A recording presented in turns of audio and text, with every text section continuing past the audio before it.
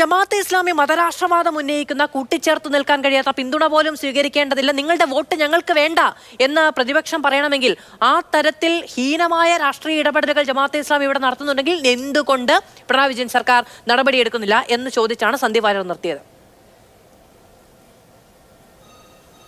വസീഫിനോട് എനിക്കൊരു ചോദ്യം ചോദിക്കാം. ഇവിടെ ഒരു മതസംഘടന, ആ മതസംഘടനയുടെ അതിൽ ഊന്നി നിന്നുകൊണ്ട് പ്രവർത്തിക്കുമ്പോൾ അവിടെ എന്ത് നടപടിയെടുത്തു എന്നുള്ളതാണോ അതിലെ പ്രസക്തി? അവിടെ എന്തെങ്കിലും ഒരു പ്രവർത്തനത്തിൽ അവർ ഇങ്ങനെ ഗവൺമെൻറ്റിനെതിരെ അല്ലെങ്കിൽ ഗവൺമെൻറ്റിനെതിരെ വലിയ രീതിയിലേക്കുള്ള ഇടപെടലൊക്കെ ആയി വരുമ്പോഴല്ലേ ആക്ഷൻ എടുക്കേണ്ട ഒരു സാഹചര്യം വരിക? അത് കരുതി അവരുടെ ആശയം ഇല്ലാതാവുമോ? അവർ എന്തെങ്കിലും ഒരു ആക്ഷനിലേക്ക് അവരുടെ ഒരു ആക്ഷനിലേക്ക് വരുന്ന സമയത്തെല്ലാം അവർക്കെതിരെ നടപടി സ്വീകരിച്ചിട്ടുണ്ട്. പല വികസന പ്രവർത്തനങ്ങളും തടയുന്നതിന് വേണ്ടി അവർ പരിശ്രമിക്കുന്ന സമയത്ത് അവർക്കെതിരെ നടപടി സ്വീകരിച്ചിട്ടുണ്ട്. അവർക്കെതിരെ പരിശോധന നടത്തിയിട്ടുണ്ട്. ഹിറ സെന്ററിൽ റെയ്ഡ് നടത്തിയിട്ടുണ്ട്. അങ്ങനെ പലതും ചെയ്യുന്നുണ്ട്. അത് കരുതി അവരെ ഏതെങ്കിലും നേതാക്കന്മാരെ പിടിച്ച് ജയിലിട്ടിട്ടില്ല എന്ന് കരുതി അവർക്ക് മതരാഷ്ട്രവാദം ഇല്ല എന്നാണ് ഇയാളുടെ വാദം. RSS ഇങ്ങനെ പ്രവർത്തിക്കുന്നുണ്ട്, മതരാഷ്ട്രവാദികൾ.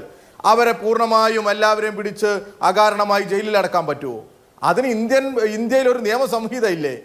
അതിനകത്ത് നിന്നുകൊണ്ടല്ലേ നമുക്ക് പ്രവർത്തിക്കാൻ പറ്റൂ ഗവൺമെന്റുകൾക്ക്. പിന്നെ ഇവിടെ പറഞ്ഞത് ജമാഅത്തെ ഇസ്ലാമി മതരാഷ്ട്രവാദികളല്ലാന്ന് അവർക്ക് അഭിപ്രായമുണ്ട് എന്നാണ് സന്ദീപ് പറയുന്നത്. സന്ദീപിന് എന്തും പറയാം. ജമാഅത്തെ ഇസ്ലാമി, ഇത് കേൾക്കുന്ന ജമാഅത്തെ ഇസ്ലാമിയുടെ പാവപ്പെട്ട പ്രവർത്തകർ, അത് വിശ്വസിച്ച് നടക്കുന്നവരുണ്ടാകും. ഞാനിപ്പോൾ അവരുടെ നേതാവിൻ്റെ ഒരു പ്രസംഗം നിങ്ങൾക്ക് തന്നെ അയച്ചു തന്നിട്ടുണ്ട്. അവരെവിടെയും പറയുന്നില്ല. അവർ ഈ പറയുന്ന ജമാഅത്തെ ഇസ്ലാമിയുടെ ഈ ഉക്മത്തെ ഇലാഹി ഒക്കെ പറഞ്ഞുകൊണ്ടും മൗദൂദിയൻ ആദർശം പറഞ്ഞുകൊണ്ട് തന്നെ അവർ പോകുന്നത്. അവരതിനു വേണ്ടിയിട്ട് തന്നെയാണ് ഒരു രാഷ്ട്രീയ പാർട്ടി രൂപീകരിക്കുന്നതും അതിൽ നിന്നുകൊണ്ട് അവരുടെ ആശയങ്ങൾ നടപ്പിലാക്കാൻ തന്നെ അവർ ശ്രമിക്കുന്നതും. ഈ ബാക്ക് സീറ്റ് ഡ്രൈവിംഗ് ആണ് അവർ നടത്താൻ ഉദ്ദേശിക്കുന്നത്. ആർക്കറിയാത്തത്? രാഷ്ട്രീയമൊക്കെ നമുക്ക് എല്ലാവർക്കും അറിയാവുന്നതാണ്. അത് വളരെ വ്യക്തവുമാണ്.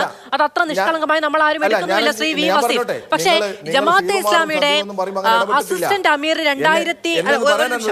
ഒരൊറ്റ നിമിഷം അദ്ദേഹം തന്നെ വ്യക്തമാക്കിയിട്ടുള്ള ഒന്ന്, CPM-ഉമായി ഞങ്ങൾ ചർച്ച നടത്തിയിട്ടുണ്ടെന്നാണ്. ദേശാഭിമാനിയിൽ ഇതുമായി ബന്ധപ്പെട്ട ലേഖനം വന്നിട്ടുണ്ട് ജമാഅത്തെ ഇസ്ലാമിയുമായി ബന്ധപ്പെട്ട്. ആ ലേഖനങ്ങളൊക്കെ ഇക്കാലത്തെ നേതാക്കളും അന്നും ഇന്നും ഒക്കെ പുനർവായന നടത്തിയിട്ട്, അന്ന് വായിക്കുകയും ഇന്ന് പുനർവായന നടത്തിയിട്ടും ഒക്കെ ഉണ്ടായിരിക്കുമല്ലോ അല്ലേ? ഞാൻ പറഞ്ഞുതരാം. ഈ ലേഖനത്തിൽ എവിടെയും മതരാഷ്ട്രവാദം അല്ല. ഞാൻ അങ്ങനോട് പെർമിഷൻ ചോദിച്ച് ഇടപെട്ടതായിരുന്നേ. മതരാഷ്ട്രവാദമല്ല ഇവർ മുന്നോട്ട് വെക്കുന്നത്. മതത്തിൽ ഊന്നിക്കൊണ്ട് തന്നെയാണ് നിലപാട് പറയുകയും ഇടപെടുകയും ചെയ്യുന്നത് ജമാഅത്തെ ഇസ്ലാമി എന്നാ പറഞ്ഞത്. ഈ ജമാഅത്തെ ഇസ്ലാമി നമ്മുടെ നാട്ടിലൊക്കെ ഉള്ള സംഘടനയാണ്. അവർ മൂല്യം നോക്കി വോട്ട് ചെയ്യുന്ന സംഘടനയാണ്. അവർ ഇരു പാർട്ടികൾക്കും വോട്ട് ചെയ്യാറുണ്ടായിരുന്നു.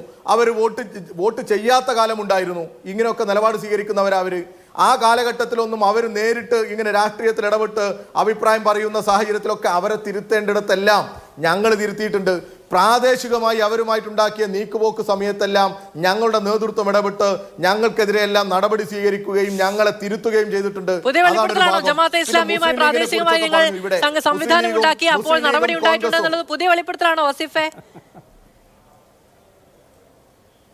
ഒരുവല്ല, ഞങ്ങളെ തിരുത്തിയിട്ടുണ്ട്, ഞങ്ങളെ ശാസിച്ചിട്ടുണ്ട് ഞങ്ങളെ നേതൃത്വം.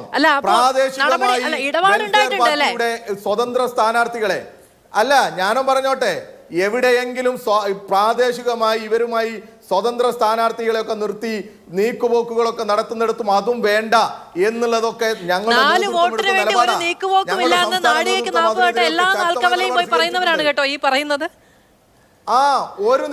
ഇല്ല. ഈ പറയുന്നത് പ്രാദേശികമായി ഇവർ പറയുന്നതൊക്കെ എവിടെയാ മാധു? പ്രാദേശികമായി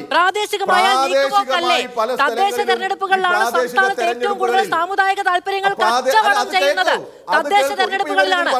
അവിടെ ആ പ്രാദേശികമായി ഇടപെടലുകൾ പ്രത്യയശാസ്ത്രത്തിന് ബാധകമല്ലേ?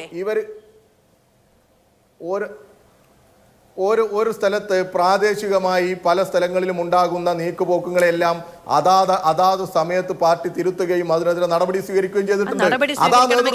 പക്ഷെ ഇവിടെ അങ്ങനെയല്ല. ഒരു നേതൃത്വം തന്നെ പറയാണ് ഇവർ മതരാഷ്ട്രവാദികളല്ല എന്ന് പറയാം. ഏതെങ്കിലും പ്രദേശത്ത് ഇവർ പൊതിഞ്ഞു കെട്ടി വരുന്ന സമയത്ത് അങ്ങനെയല്ല മാധു, ഇത് കേൾക്ക്. ഏതെങ്കിലും ഒരു പ്രദേശത്ത് ഇവർ പൊതിഞ്ഞു കെട്ടി കൊണ്ടുവരുന്ന സമയത്ത് അവരുമായി ഏതെങ്കിലും ഒരു സ്ഥലത്ത് പ്രാദേശികമായി 1-2 വാർഡിൽ ഒരു നീക്കുപോക്കുണ്ടാക്കുന്നത് പോലെയാണോ ഒരു സംസ്ഥാന നേതൃത്വം ഇറങ്ങി വന്ന് പറയുന്നത് ഇവർക്ക് മതരാഷ്ട്രവാദം ഇല്ല എന്നങ്ങ് ഉറപ്പിച്ച് പറയുന്നതും മറ്റതും ഒരുപോലെയാണോ വ്യാഖ്യാനിക്കാൻ കഴിയുക? അങ്ങനെ കഴിയില്ല.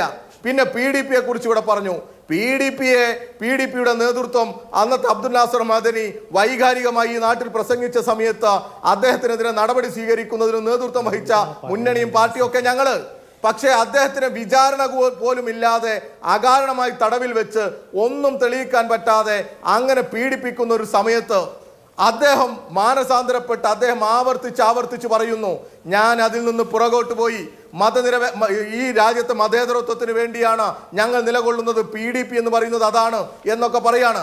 എന്നാൽ മുസ്ലിം ലീഗിനെ കുറിച്ചോ മുസ്ലിം ലീഗിന്റെ എത്ര നേതാക്കന്മാർ എത്ര വൈകാരികമായി പ്രസംഗിക്കുന്നുണ്ട്. ഈ സന്ദീപ് വാര്യർ BJP നിൽക്കുന്ന സമയത്ത് ഹിന്ദുത്വത്തിന് വേണ്ടി സംസാരിക്കുന്നത് പോലെ രാജ്യത്തിന്റെ അഖണ്ഡതയ്ക്കും സാമുദായിക സൗഹൃദത്തിനെതിരെയും ഏതു കാലത്ത് നടത്തിയ പരാമർശങ്ങളാണെങ്കിലും അത് പട്ടികയിൽപ്പെടുത്താവുന്ന ഒന്നല്ല എന്ന് തന്നെയാണ് ഞാൻ വിചാരിക്കുന്നത്. പിന്നെ പ്രാദേശികമായ ഇടപാടുകൾ ഉണ്ടായിട്ടുള്ളതും സംസ്ഥാന വ്യാപകമായ ഇടപാടുകൾ ഉണ്ടായിട്ടുള്ളതും 2 തട്ടിൽ വെച്ച് തൂക്കി നോക്കണം എന്ന് പറഞ്ഞാൽ രണ്ടിടത്തും പാർട്ടിക്ക് 2 ഭരണഘടനയാണോ എന്നുള്ളതും 2 പ്രത്യയശാസ്ത്രമാണോ എന്നുള്ളതുമൊക്കെ നിങ്ങൾ തീരുമാനിച്ചാൽ മതി.